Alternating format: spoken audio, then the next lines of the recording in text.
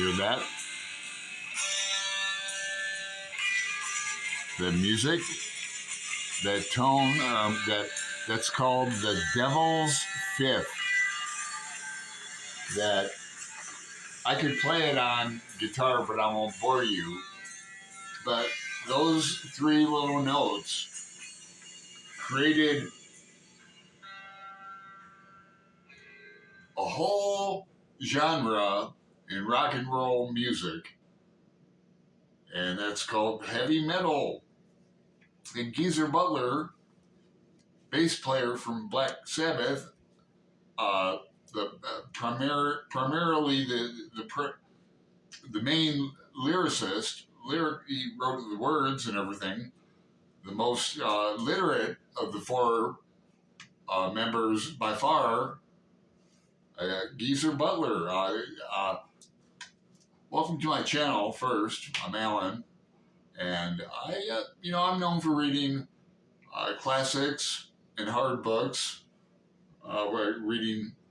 Rereading Thomas Pynchon's Against the Day in a group. That's going very well. Then we're rereading The Brothers Karamazov next year in another group, and that proves to be or is bound to be great. But I also read like rock biographies and autobiographies as well, and I know some of my friends on BookTube do too, like Flossie at the Great Jelly Library. But she'd probably like this too. I really don't know her musical taste, so I've liked Black Sabbath since I was a wee lad. In fact, I have memories of junior high school. I remember when my friend Rob Hixon turned me on to Black Sabbath.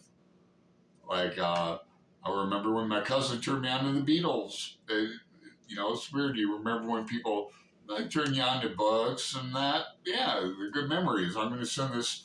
I'm still friends with Rob on Facebook. So I'm going to make sure he sees this video. Hey, Rob. But anyway, this book I, of course, really liked it. I learned a lot. Where can I start at the beginning? I mean, he talks about growing up in Birmingham, England. That's a real working class part of England, huh? They got to London as soon as they could. Get some coffee, huh? And they all grew up together. Ozzy Osbourne, lead singer. Tony Iommi, left-handed guitar player, wrote all of the riffs. Well, mostly. Geezer wrote some songs by himself, a big contributor, Then Bill Ward, the drummer. Bill Ward might be the craziest MFer of them all.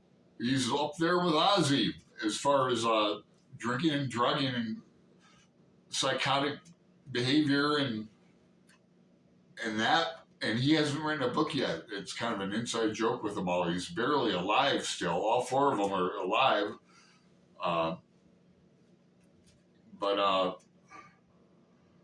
Geezer is in great shape. He was a vegetarian from a very young age. He just got grossed out by meat and eating meat. So this is back in the mid-'60s and that, when they came of age, and they became successful early on too. Geezer got his nickname from his brother. One relative of his was in World War II and came back from leave and was calling everybody Geezer. What's up, Geezer? Hey, Geezer. Hey, as a nickname, like, hey, bud. How's it going, dude? You call everybody Geezer. So Terrence, his real name, would go around and his grade school calling everybody Geezer, and the nickname stuck. So Geezer Butler. So I got it. A lot of inside stories. If you know anything about Black Sabbath and their music, they have a lot of hits, a lot of great songs. One of my favorites is Fairies Wear Boots. Great rockin' song, right? Fairies Wear Boots. And you gotta believe me. And then you think it's about little fays from Ireland and fairies and that. No, the song's about gay skinheads who got in a fight after one of their gigs, and they were brawlers. Tony Iommi was a big scrapper for sure, a big fighter. They'd get into drunken fights all the time when they were young, and a lot of good stories like that. Um, they got ripped off by their management, which is kind of par for the course in '70s rock, huh?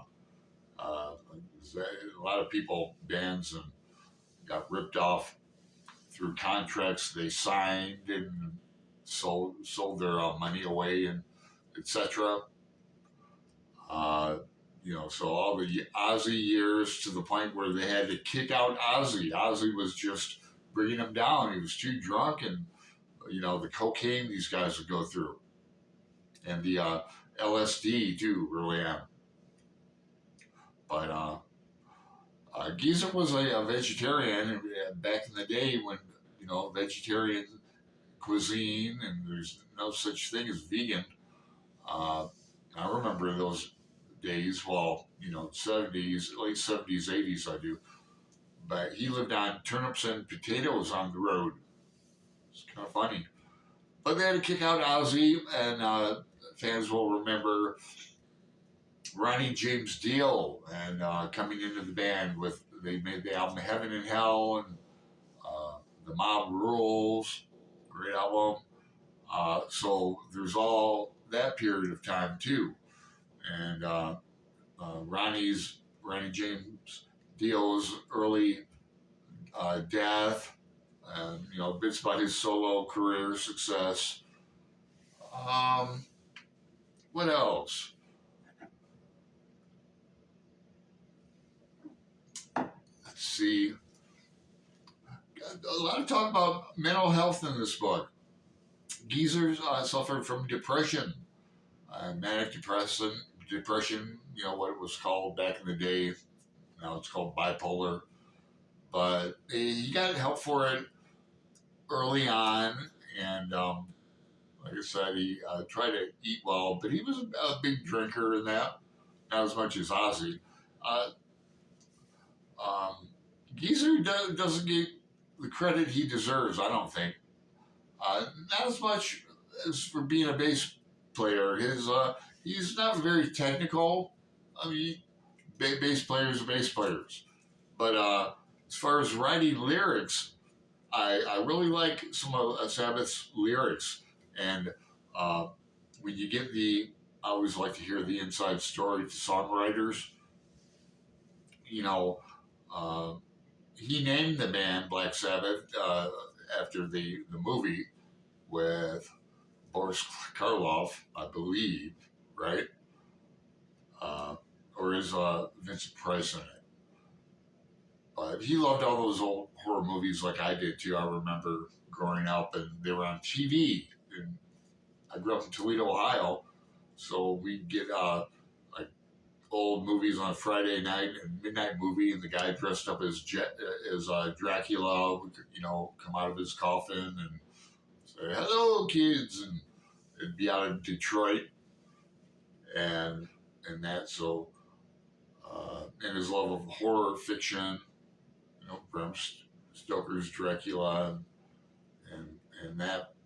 But just a really great read. If you like rock, you'll like it. If you like biographies, you'll like it. If you like, history of music and metal. So that's about it. This little notice. I just put this upside down. It's a pentagram, actually. It's from the joint. These were carved out of pencils. I didn't do it. You can see how the clasp is up there. You wear it that way.